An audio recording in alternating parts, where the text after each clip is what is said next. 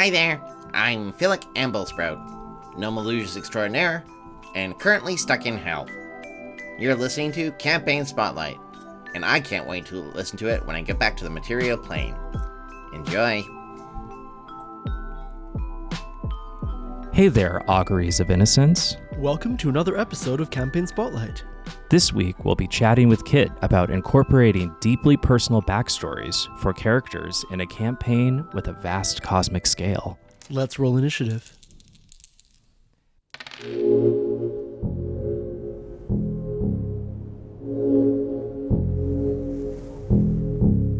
Torvo flips a coin and it soars through the air, turning over and over before he catches it in a pawed hand and slaps it down on the back of the other, and speaks. To see the world in a grain of sand, and heaven in a wildflower. He slowly lifts his paw, golden eyes sparkling with anticipation, sees the result, and smirks, revealing the tip of a sharp alabaster fang. To hold infinity in the palm of your hand, and eternity in an hour. With a flick of his thumb and a metallic ping, Torvo tosses the coin off the top of the temple, glancing out over the bustling city of Aldenor, over the milling crowds, over the rooftops, and then the afternoon horizon beyond. This should be very interesting. Very, very interesting. And he vanishes, unseen by mortal eyes.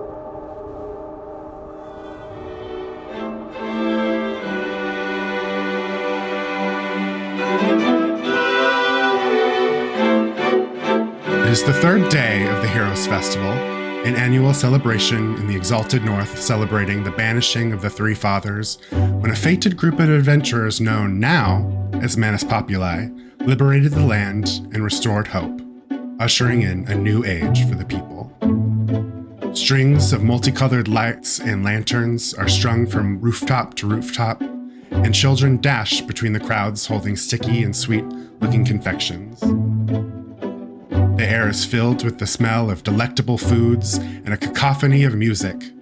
Different bands of bards dotted here and there on stages in the streets. Crowds seem to move like schools of fish, milling about vendor stands outside shops, into and out of taverns, or playing various games of skill that attract those who cannot say no to chance or prize. You all find yourselves amongst the revelry, each for different reasons, whether it be fate or festivity, and for one of you, your conversation is interrupted as a shining metal coin engraved with a cat's paw flies through the air and lands in your cup of ale with a wet splunk.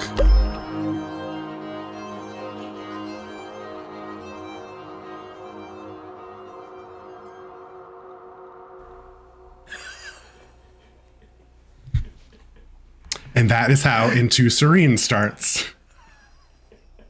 That is an incredible beginning. I feel like in your narration, the idea of like this mysterious entity tossing a coin off a temple and it plummeting, into someone's ale is so cinematic and so fun. If I was at a street party in real life and like a quarter landed in my drink, I'd be so enraged. Mm-hmm. Yeah, absolutely. It's like a weird experience, especially when a god of trickery, fate, and mystery kind of throws a coin. Ooh. Kit, welcome to Campaign Spotlight. Thank you. I'm excited to be here. I'm really excited to hear about your campaign. To start off, why don't you tell our audience a little bit about your experience playing TTRPGs and running them? Yeah, so I started a very long time ago on Roll20.com. I started first paying for games. So like back then you could pay DMs to run games for you on kind of like this like game finder on Roll20. And I did it because that would kind of ensure, they were in it, that like things were like regular and scheduled. And also it helped GMs pay for content for maps and stuff and tokens and everything to play virtually. And then slowly, my friends just got into it. Everybody was at the time listening to like Taz and Critical Role and, Not Another D&D podcast, and people are wanting to play. And it was like that Renaissance time and we all started playing together. And it was all virtual. I've rarely played in person. And that's how I kind of got started into TTRPGs. And then eventually I was like, you know what? I'm going to run my own campaign. It's going to be this whole thing. And we started in 2019, actually, as a text-based TTRPG. So we're typing stuff out. It was like role-playing back, in the days. And then eventually, like a year and a half into it, we were like, let's move to audio, because when your text-based things run very slowly, because you're waiting for people to respond and everything. And yeah, that's how Into Serene took off. And that's how my background kind of led me to leading this campaign. And how long has this campaign been running so far? Since 2019, April. I think it's all the same game. Yes, April 1st, 2019 was April Fool's Day, 2019, and up till now, and it's still going on. It is still running. Wow, and I guess you took it off of text and onto voice chat or onto video chat during lockdown, or? Yes, yeah. Eventually, we all got like more comfortable with it. And I was like, hey, let's try audio. Let's just, do this. And everybody was amenable. So we did in like the middle of an arc. All of a sudden we were just talking, and it worked out well. Very seamless. It feels a lot better. It does. And it goes a lot faster. So much faster. Oh my gosh, yes. Yeah. And this campaign is it's set, you use the 5e rule set. Mm-hmm. And it's on just a grand scale, eh? Yeah, so it's 5e with some... I kind of took, like some stuff from Forgotten Realms, lore and everything, and I put my like queer little hands on it and made it my own. But it is truly kind of like... It takes place in Serene, this one continent on my planet where the game takes place, but it's also interplanar. I pulled in one of my favorite places in the planar system is Sigil, which is like the city of doors. Wanted to explore that. So it is kind of this like interplanar, large kind of scale, right? Kind of cosmic stakes kind of thing. So yeah. Yeah, and can you tell us a little bit about, what the flow of the campaign has been like? What has happened in the story so far? Yeah, so the group started out just doing a oh my god, what's it called? A scavenger hunt? Scavenger hunt, yeah, in the middle of the city, and I kind of used that as a way to like ground them in the world, to meet a bunch of casts of characters and NPCs, to get into hijinks, and then they kind of came across a cult. And eventually that kind of like was their call to adventure. And now it has kind of escalated into this like interplanar conflict between this cult, gods, their own pasts and truths, and this kind of overarching conflict between Primus, the god in Mechanus, trying to establish this perfect order across the planar system. And that's their like major kind of conflict right now. And they all know this. If they're listening, they know this. I didn't spoil anything. I mean, like, part of running the podcast is that you're going to end up spoiling your campaign sometimes. Mm-hmm. And you just got to ask your players, hey, please don't listen to this episode for 2 more years. Exactly. Hopefully not that long. we're starting to wrap up. They're getting to it. They're getting to like, we're like act 2, late act 2. So late act 2, and we're 5 years in. Yes. Okay. Correct. So maybe within another year and a half, who knows, they could be hitting the climax. Maybe. And you're using a lot of these really classic D&D settings, right? Mechanus and Sigil and places like that. What's the appeal of using these canonical, right from the source books type of settings? It's sort of an amalgamation. I've played a lot of stuff set in the Forgotten Realms, like Lost Mines of Phandelver and Curse of Strahd. Really like that lore, and just the thought of this plane that is the center of the planar system, that is so diverse and like so many different kinds of creatures and humanoids and not even humanoids are like in this one place, and it is ruled by this intimidating lady of pain who kind of rejects the presence of all these gods, and there's these factions that kind of play for power in this city. That was really interesting to me. I love kind of faction-based things and motivations and that diversity of that. And Sigil really is that kind of the in terms of the world building in the canonical source books, it is the most fantastical kind of multi-planar city that we've ever gotten in the source books. Yeah, exactly. And for a long time, there wasn't a ton of information outside of just like Planescape stuff about Sigil. So I was like kind of pulling from all these different sources from like 2 decades ago, a decade ago. Right. And then Wizard of the Coast just released that like thing about Sigil. And I was like, my impact. And they released all this updated stuff, and I was just super happy. So yeah, that was the kind of appeal, like bringing in my own homebrew, my own ideas of what I see this world as and what it kind of is, and the classics, kind of a mix up. And what did you bring in? What were some of your own ideas that you brought into, is it Sigil or Sigil? I call it Sigil, but I think it's Sigil. I think it's Sigil. I'm honestly not sure now that I've never heard anyone say it out loud. I've heard people say Mechanus out loud, and they say Mechanus. But like, what are some of the things that you did to make these settings your own? Sort of by taking what was there.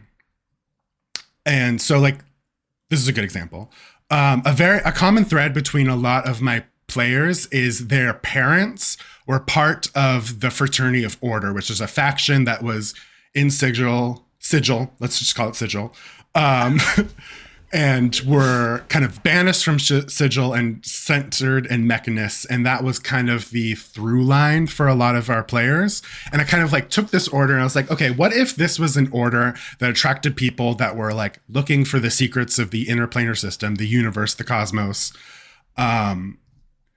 and that was kind of this thing they all had in common, almost like the VFD in, the series of unfortunate events kind of books, which is where all of them kind of had their backgrounds in. So taking that and being like, what if it just was like different?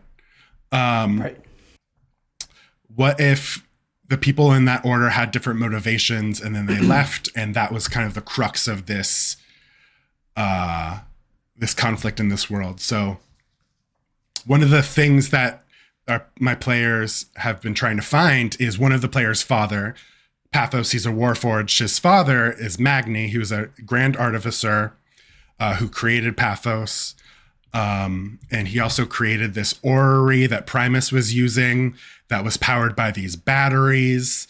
And they would allow Primus to kind of exert control over the planar system.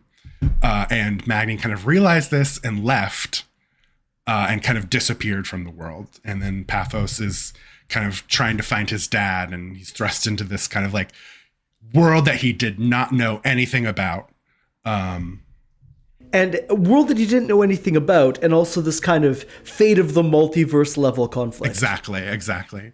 Because one of the... I want to get... Sorry. Oh, go for it. Please continue. One of the things like I was interested in exploring because of my inspiration with the William Blake poem Auguries of Innocence was this kind of relationship of power in a world like that is multiplanar, with gods, with eldritch beings, with these higher forms of kind of creatures, and who is allowed to have power and who is in control of those powers. And naturally over a campaign, players become like gods. Like they get this mighty power, and like what is to be that, and also in conflict with old established powers in this world. Right. And the power creep in like a in a D&D 5th edition campaign is, I think, one of the things that the system really nails, because you do start out everything is terrifying. You know, you're in peril at any time. And then, 15 levels later, it's like you really have abilities to just shape the world around you through violence. Exactly. And it gets a little intimidating even as a DM, because I'm like, what kind of challenge can I give my players at this point in the story that like they won't just cut through like a hot knife through butter? Oh, absolutely. I know that feeling. During the last campaign I had that got to a high level, I had this whole challenge, and it was like they had to retrieve an item from the caldera of a volcano, and there were monsters chasing them. And they're all like, well, I can fly. Mm-hmm. And someone else is like, I can run up walls at 90 feet per turn. And I'm like, oh, okay, yeah, no, this was meant to be like 2 sessions long, epic. I have all these battle maps. And like 2 rounds later, I'm like, cool. Well, I'll see you all next Wednesday, because that's all I had planned. So I definitely know that feeling. What kind of conflicts have you been giving them? It's interesting because the conflicts that I think it always happens that I'm like, oh, this is going to be really hard for them. Like, ooh, we might TPK. Yeah. Ooh, I'm not sure about this. They're like, they're like, oh, that's easy breezy cover girl.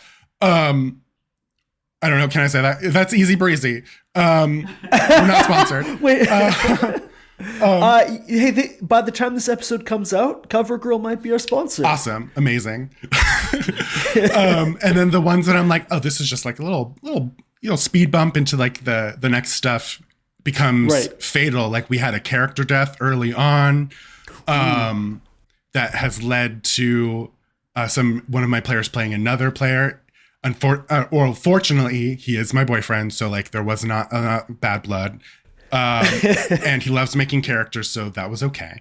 But like, kind of reconciling, your first character was chosen by this god, and then all of a sudden now I have to like find a reason why your next character is too, was interesting and fun. But yeah, and I think another challenge that comes up as these characters get so powerful is making them care about the world around them, right? Like the Tavern Keeper might be like someone they can interact with in fun ways in session 1, but then when you come back 40 sessions later and it's like, we just traveled the hell, right? I think sometimes there's a tendency to roleplay as though now you've ascended to the point where that kindly Tavern Keeper is like not on your level and not important to you anymore. And that doesn't always feel great as a DM who has to play the Tavern Keeper, but also in terms of telling a story where there's a world that people care about, and it's not, just kind of cartoonish fights between celestials and infernals or something. How do you keep the stakes, feeling like the people in the background really do matter? I have found, the way I like to do it is tying character backstory to narrative and the world at large in ways that they weren't expecting at first was really important to me. And to be honest with you, and I don't know if this is going to be surprising to them either, I didn't have a whole lot planned going into the campaign. It was kind of like I had the initial kind of adventures. And then as the DM kind of got to know these characters, this like narrative thread kind of like formed. I'm like, oh, okay, this is how you all know each other. And then that became their parents being involved in this fraternity of order. And that is tied to this larger conflict. So the way I kind of keep that going is they all have stakes in this kind of conflict with Primus, whether it be them trying to find out the truth, them trying to find a missing loved one, them trying to find a father. It turns out that Paphos was created using this kind of battery that has this like extraplanar power that has aether in it, which is like this primordial magic that connects all the planes. And he's also trying to reconcile what his father has done in the world, and he's being pulled into that because of him. And there's this interesting conflict that came up where it's like, why should that be my kind of burden to bear? Why is that on me? Because my father did XYZ. His father, Magni, is a demigod's son who kind of went on this like demigod Rumspringa almost, and got involved in a bunch of stuff and like kind of made trouble and got involved in Mechanus and with Primus to become an artificer and become those powers. And he kind of came back to Serene and tried to make a life, but it kind of followed him. And that was that interesting conflict. So tying the characters and giving them stake throughout the entire narrative. So I know some DMs kind of had like, oh, this is your personal arc and it kind of is over, but like there's still a story to be told. Luckily, my players are very good at keeping friendships with each other. So like everybody in the party is friends. Everybody has like that intimacy, that kind of care for each other. So they are kind of on this journey together for better or worse. So that was lucky. I kind of lucked out with that. So yeah, kind of tying those points to just the entire story altogether and giving them a reason to be there at the end, to be there at the kind of climax and then the fall. It's interesting that you mentioned the bonds between the PCs. This has come up in a few of the interviews that we've done for this season. This is always a bond. This is always a reason that people can care even once they're really powerful, because to sound cynical, even if you don't care about the timely tavern keeper, you still do care about your fellow, Titan wrathful adventurers. In your campaign, how have those bonds between PCs either driven interesting story moments or just helped keep the stakes feeling high? There's various ones. So there's some romance between a couple of them. There is some bonds of our parents were friends. And your parent is in kind of crisis, and I'm just the type of person to like really see that through the end.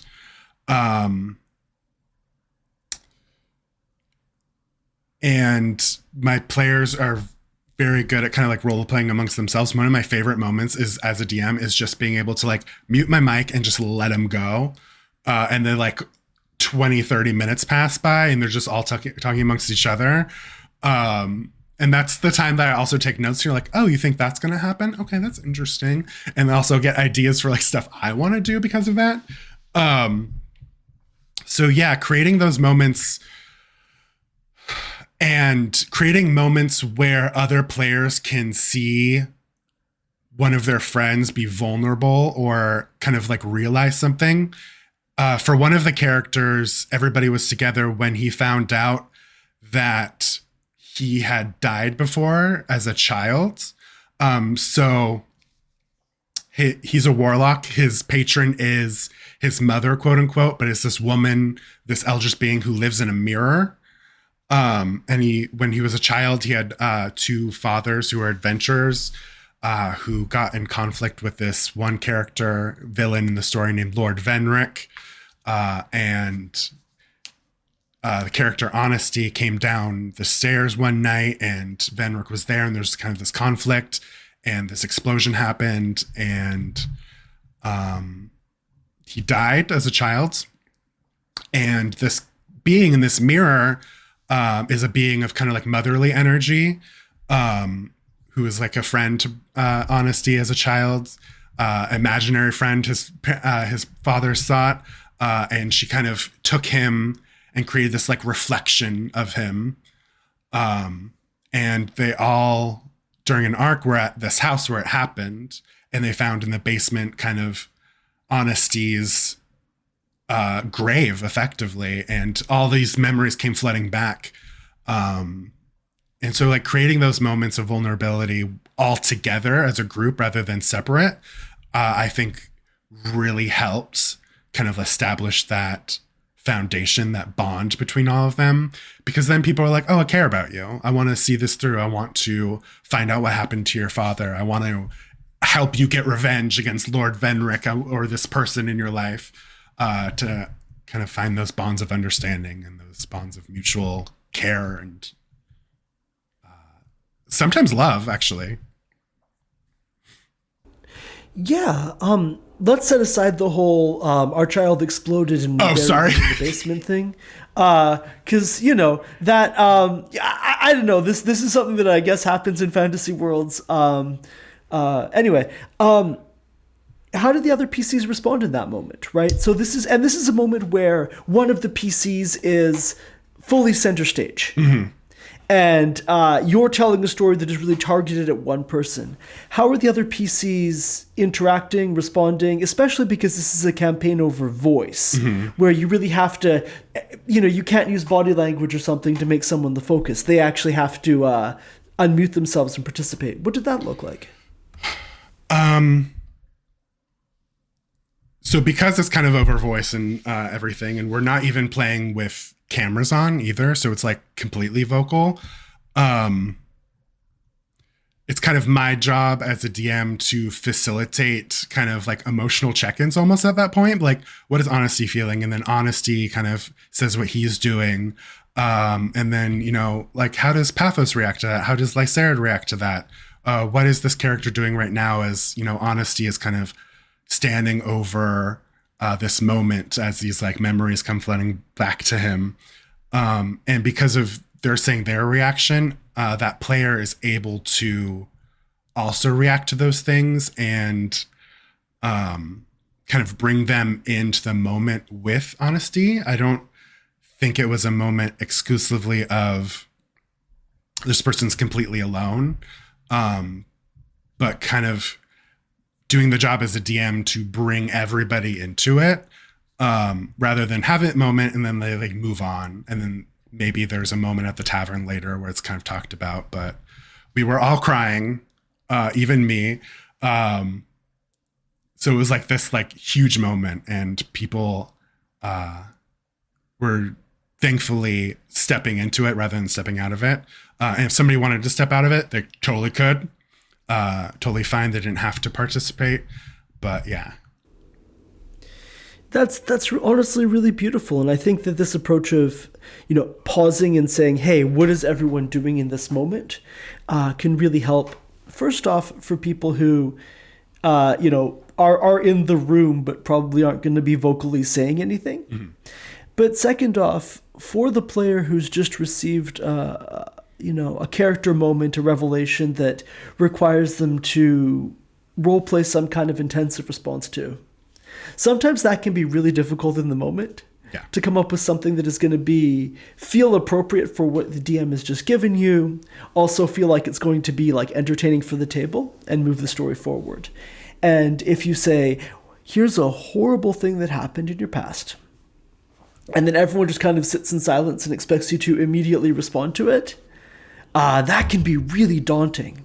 And so this approach, I think, that you're describing gives them a moment to be like, wait, what is my character going to do while everyone else is describing what they're doing? Yeah, exactly. And luckily I have a lot of players who we have that trust with each other.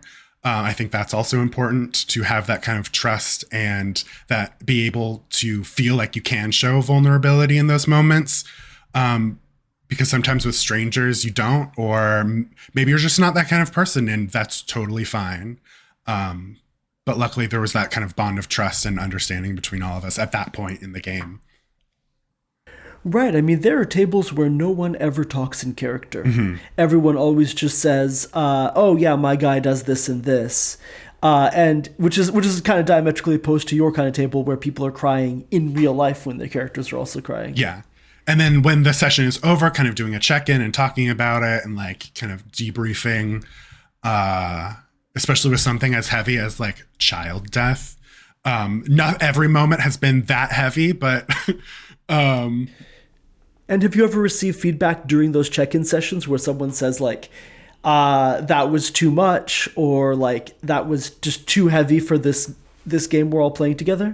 I have not. Probably it helps that we were all friends and like had that kind of trust and understanding before. But definitely being open to that kind of feedback is important as a DM, for the future, being able to walk that back, and even being able to retcon things. So if somebody comes up and tells you like, oh, I didn't really like that choice narratively, I didn't really see that for my character, being able to have the kind of humility to be like, okay, next section, I'm walking that back. We're going to retcon a little bit. And being open to that as well, I think is good.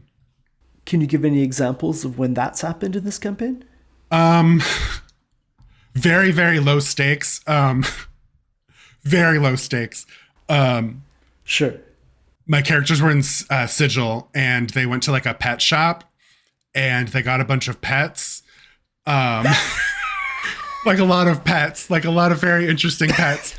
And it was actually me. Like next session, I was like, I don't know if I want to like deal with that. Because like I tell my players, I was like, if you have pets, they can be harmed in some ways. And that is like a trust or barrier that we have. Some people, in games are like, I do not want anything to happen to this thing.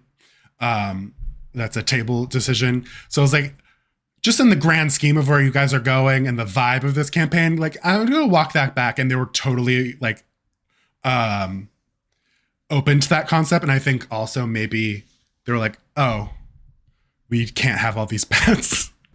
I'm confused, Kit. What's wrong with having 10 dogs in initiative? A lot to my mental health, and a lot to how long a round takes. I have made that mistake before of saying like, yes, you can adopt animals. And personally for me, in terms of harming them, as long as they're just like a cosmetic buddy who's with you during the long rests that you're hanging out with, no harm's coming to that cute dog. Yeah. The moment they're like, does my dog have a bite attack? Can my dog do a stealth check? That dog's in danger. Yeah. But then also being open to letting them be creative to like spruce that dog up, because they did have a blink dog companion that we have an artificer and also a forge cleric in the party. They made armor for them. They kind of like added like feats effectively to this dog and what they could do. Now the dog has like an artificer cannon on its back. The dog was left, thankfully, with somebody else for a little while, so I didn't have to exactly deal with that for a long time. But being open as a DM to be like, yeah, you can make this dog a tank. Sure. I mean, as the PCs level up, so should their pets, right? Absolutely. I'm in agreement. Because, when you're at level 1, that dog is really powerful compared to you. When you're at level 18, the dog should be able to cast Wish once per day. Absolutely, yeah. That's how dogs get over time. Yeah, and it wishes for kibble. Oh, every no. time. Honestly, this is making me think about, because one of my players in my campaign has snakes, and there's more and more of them, and this is making me think about how I'm going to handle that, A, as they level up, and B, as that player tries to use the snakes in combat. Yeah. I think the solution is to give them the robe of snakes so they can just create more snakes all the time. Yeah. Oh, I actually kind of like that idea. There's a robe of snakes where they can just like create a snake.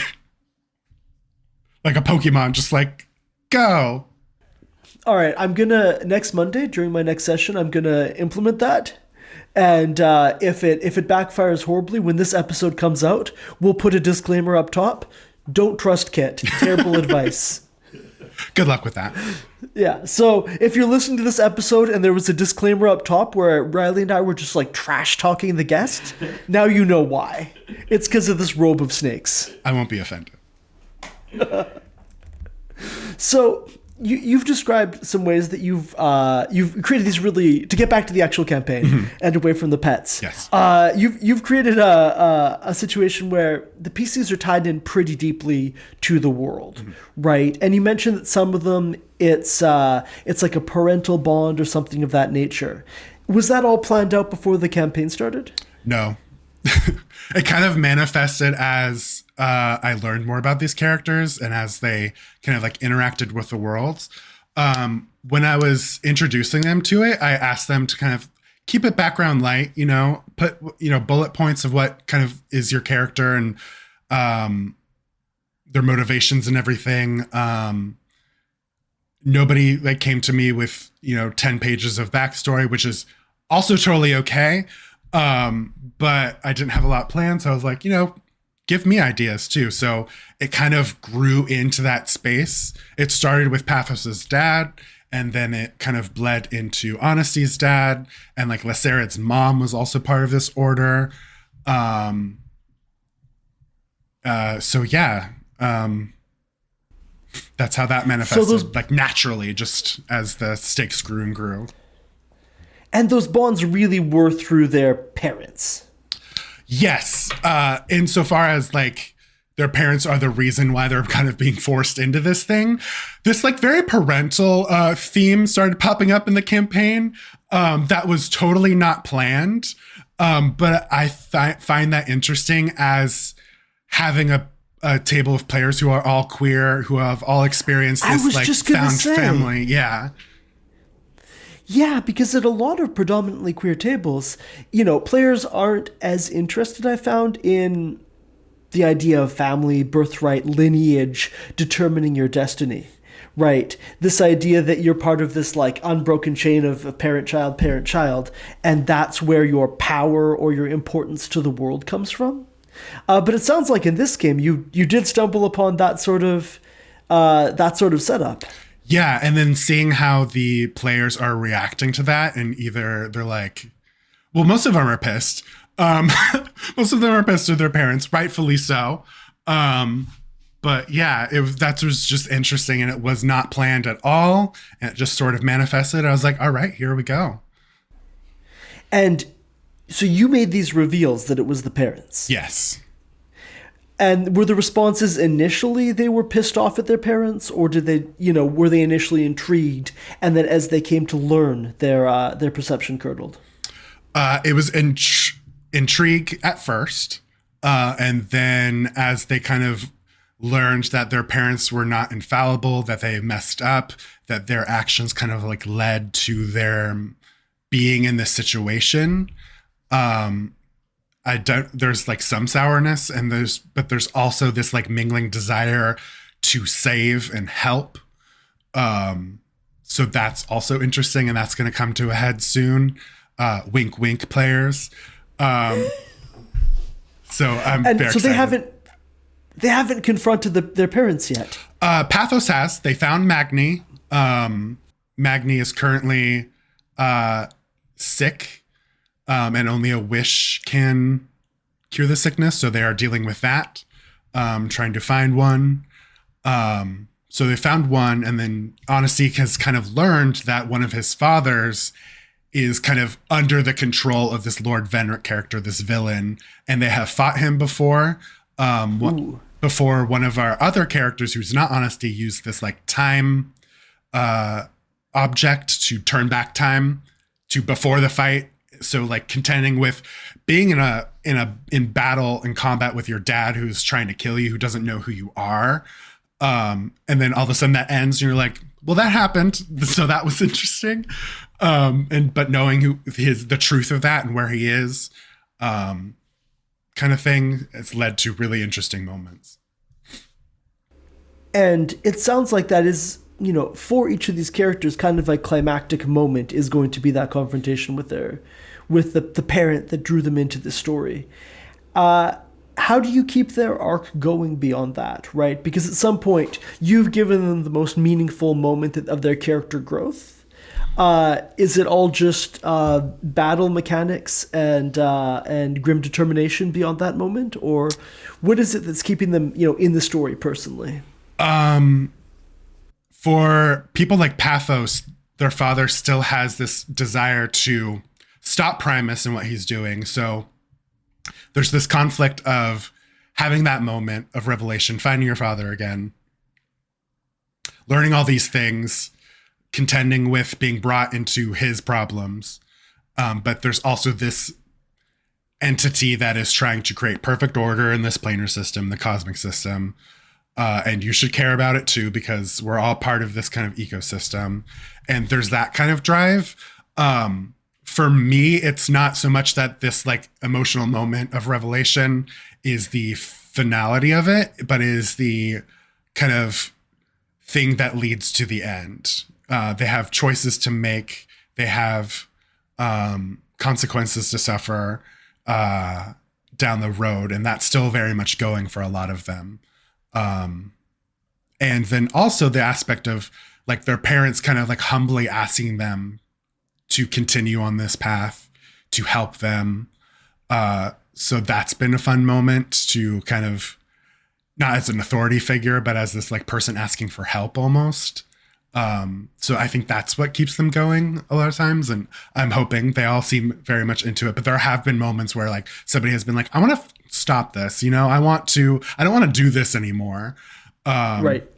And kind of like emotionally contending that with that has been also interesting.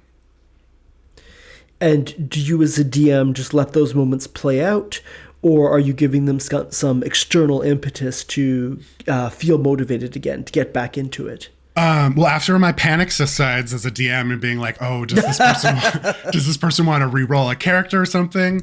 Asking them, so like, what's your character do with that? What do they want to do? What's the next step with that? And one of them, in one instance, was like, I want to ask this god, Torvo, who's kind of been their patron of sorts very distantly, about this. And I use that as a moment to reveal to them that Torvo needs their help because Torvo's not actually a full god. He is also, or was also, part of this order that their parents found all this knowledge about how to effectively become a god, and has kind of revealed that to them as like a moment of Torvo's own vulnerability. So, wow. Using that moment of them being like, I want to give up, and then going like, don't give up because you might be the only thing that is like you, like Obi-Wan Kenobi, you are their only hope, like kind of thing. And are you having these moments of vulnerability predominantly in like under like situations of exigency, like combat, or are they like in initiative, or is this kind of a really separate mood where it's like, oh, we discovered the burial in the basement and we're not in combat or anything, we're just freeform role playing what's happening? It's more freeform. It's largely been in the campaign moments between those kind of combat things. I have not had yet a revelation in combat, but that would be certainly fun to explore. But it's been in those moments kind of between, either during travel or kind of after these moments, that has kind of come up. Because when you are adventuring and there's like that adrenaline and you have that moment of coming down and kind of like seeing what's going on with clarity, and you're like, I'm tired, I don't want to do this anymore. I think that makes sense mechanically as well, right? Because, the whole system of initiative encourages you to think in two really discrete modes. Yeah. Where like you're out of initiative, you can feel things like I'm tired, or I'm overwhelmed, or I'm sad. And then there's the mode where you're in initiative, where it's like, in the next 6 seconds, I'm going to do the most mechanically optimal thing. Yeah. And so systems that have initiative really encourage us to have our emotional moments outside of it, even though you might think maybe some of those crisis moments actually do prompt these grand revelations. Yeah, absolutely. There have been like smaller moments like that, nothing that has been drawn out, but there have been moments where during combat, one of my players is like, my player is like not feeling this. They're like effectively broken. They're like very triggered by X, Y, and Z. And then usually combat kind of like continues, and then after we have those moments. So yeah, there's been those kind of moments, but it has not been to the point of talking to a god when, right. They're in the middle of combat. So it hasn't been the grand revelations of the multiverse haven't happened in initiative. Exactly. Yeah.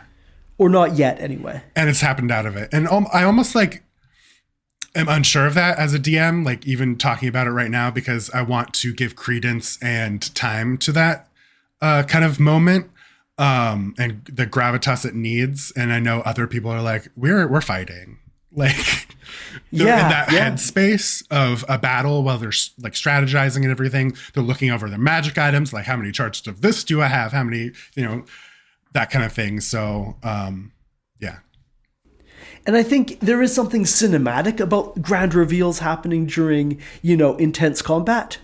But one aspect of cinema that's different than tabletop role-playing games is that it's scripted. You're not trying to figure out, okay, what's next going to be optimal? How have the dice rolled so far? How are my resources? At the same time as trying to understand how your character would emote. Yeah, exactly. And you like try to sneak those moments in, like the villain monologue before the fight. But like as you're leading into that and as your villain is like talking, one of your players is like, I just cast Eldritch Blast at this guy. And you're like, no, I wanted this like emotional moment. But like, then you're like, that's what you do. And it interrupts him. And even if they're in a situation where they can't cast Eldritch Blast or do anything, they're still looking through their prepared spells. They're saying to each other like, hey, how many healing potions do you have? People's minds are going into that initiative mindset. And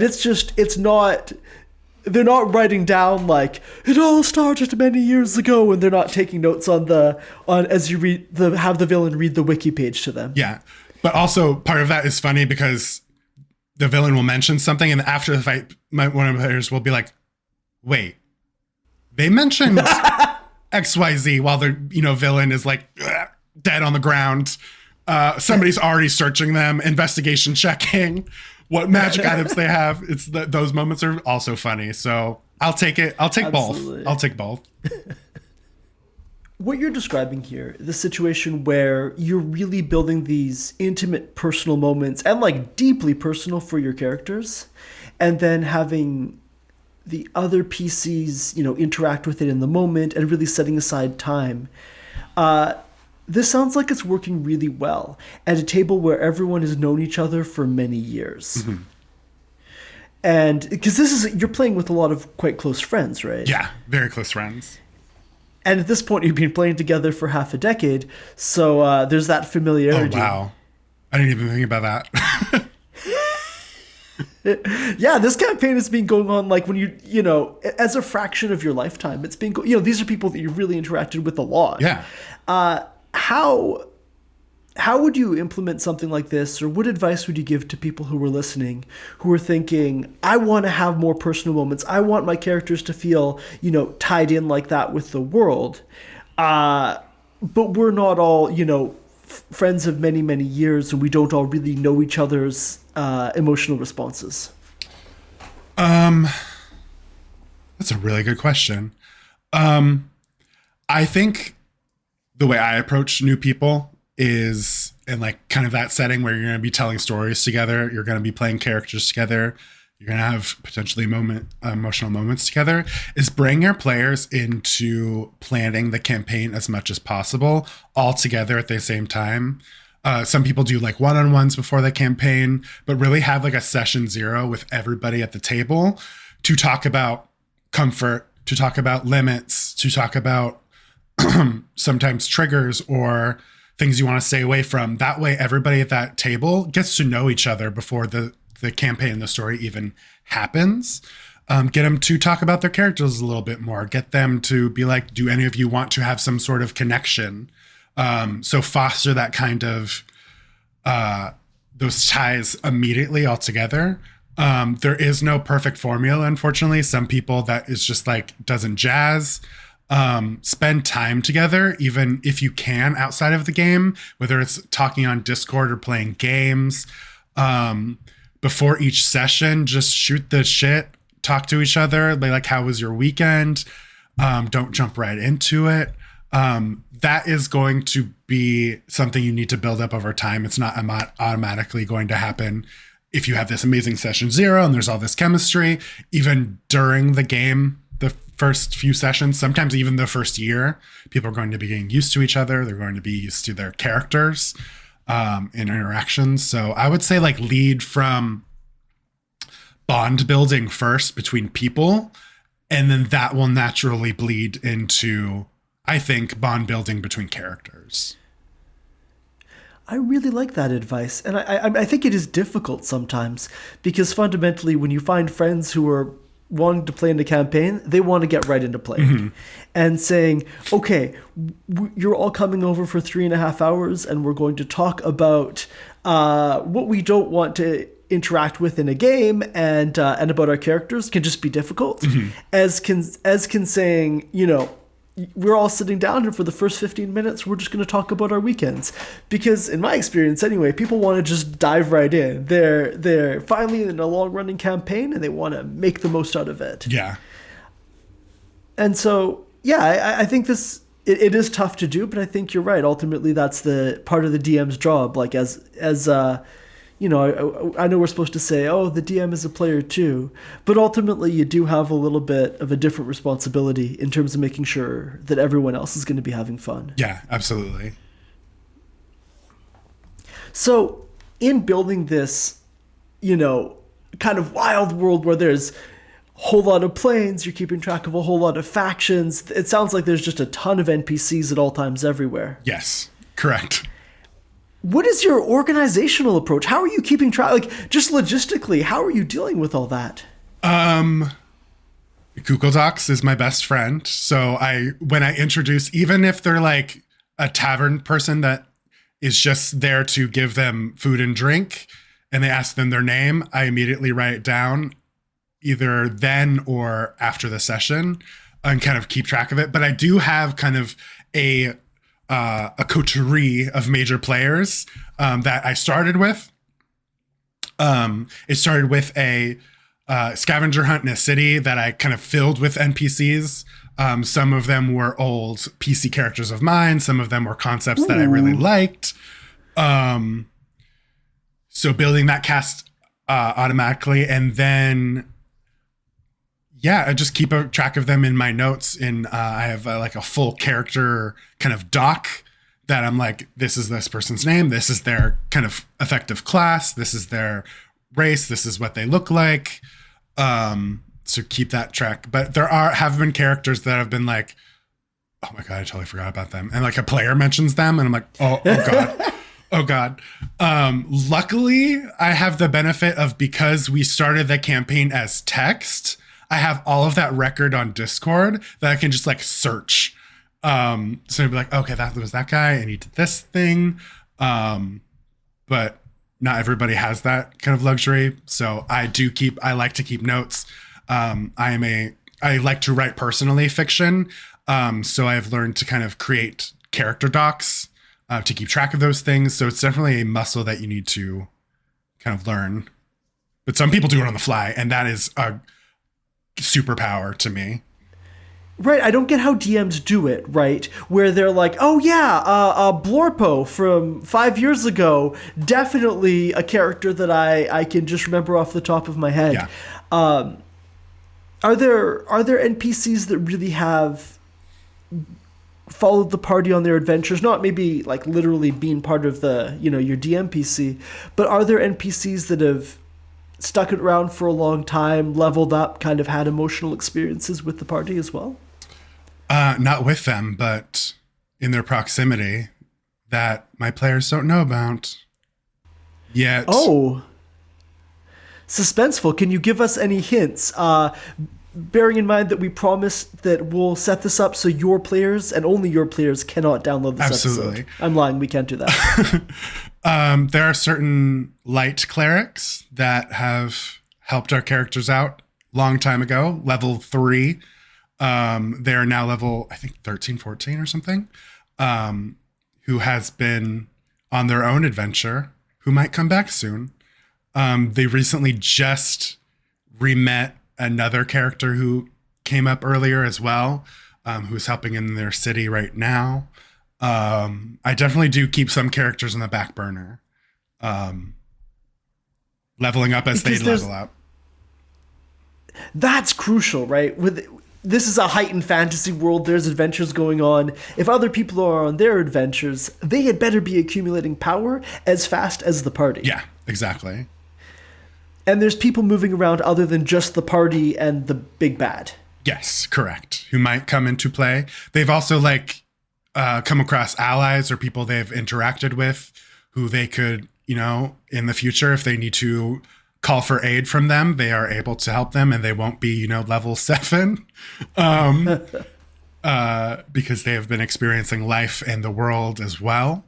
Time keeps on turning and there's definitely things that I've kept track with as they have progressed through their story.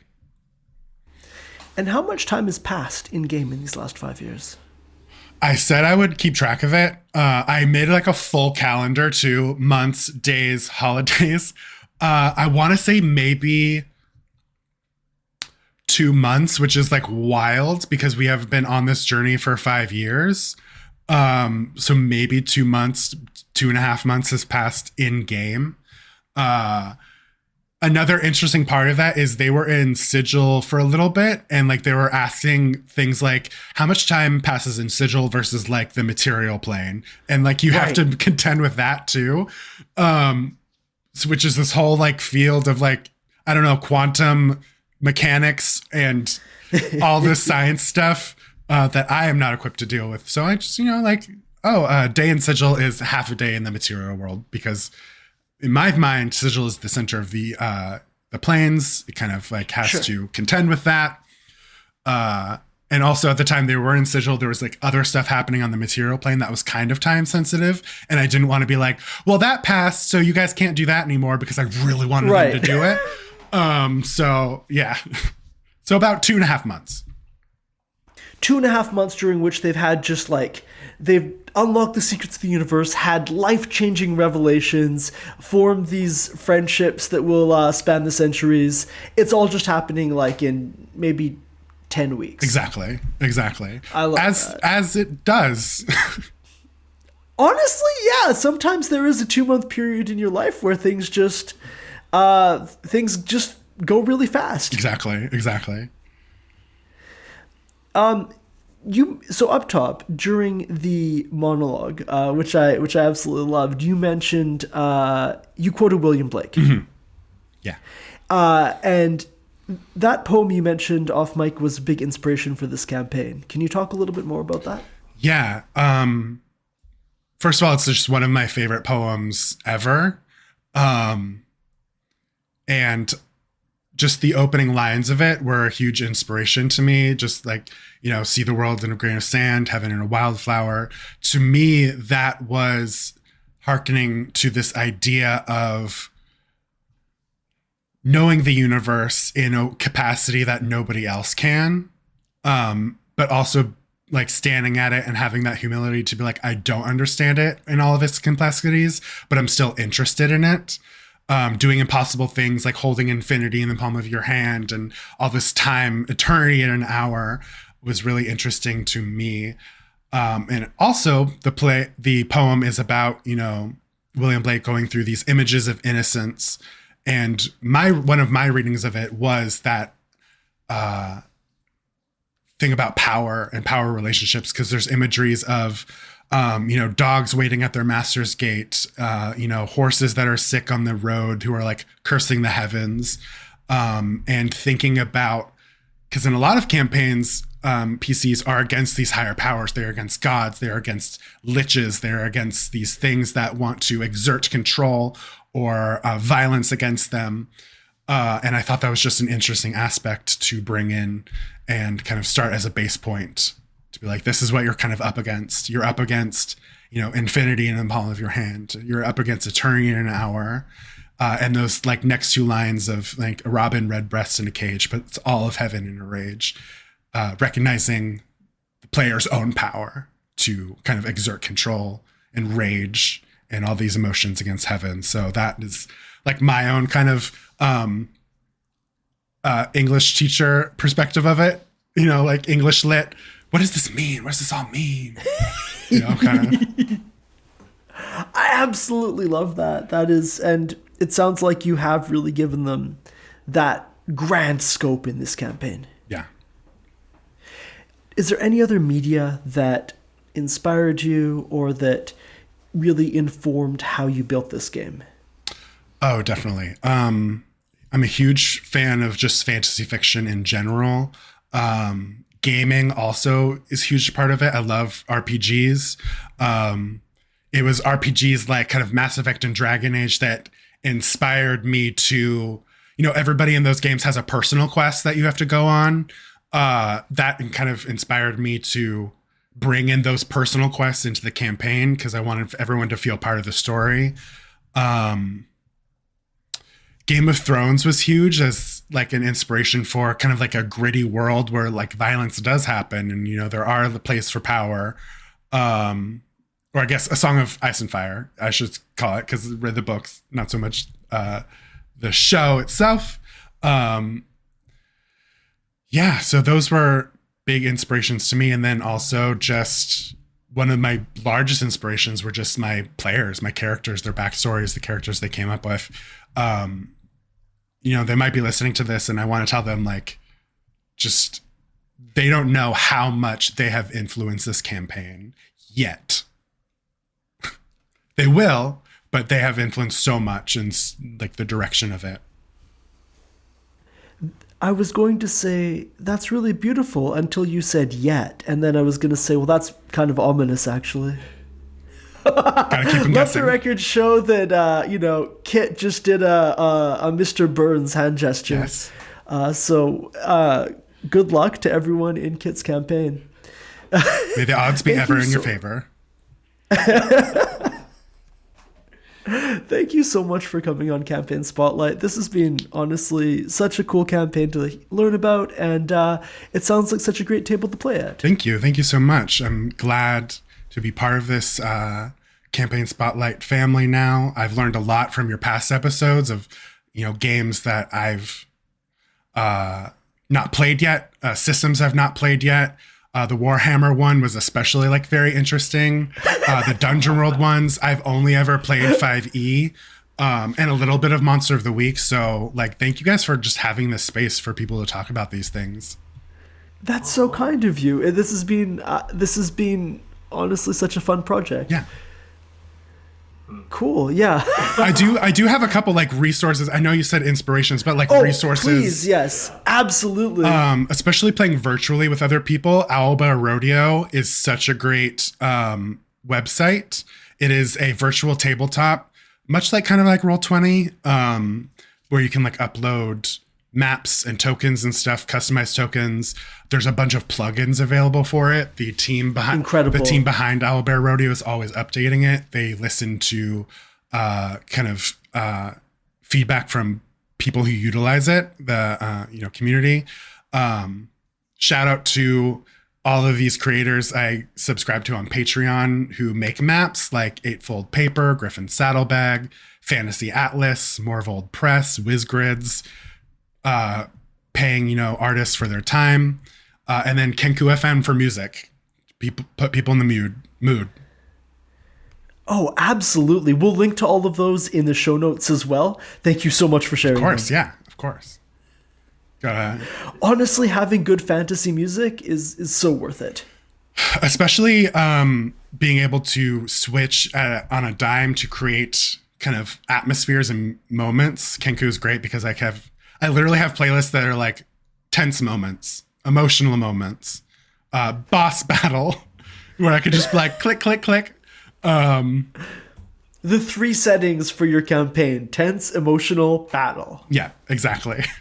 I kind of love that. Okay, we'll absolutely link to those. Thank you again so much. It's been great to talk with you. Thank you. Thank you for having me. And that's all for this week. Thanks so much to Kit for coming on Campaign Spotlight. I'm Production Master Riley. And I'm Dungeon Inspector Jake. If you've enjoyed the show, please subscribe and leave a review. It helps other people find the show, while also protecting you from harm when the great demon lord, the Myriad of Flies, returns to conquer the realm. For more on the show, including links to all our social media, visit foldedfrequencies.com/campaign spotlight.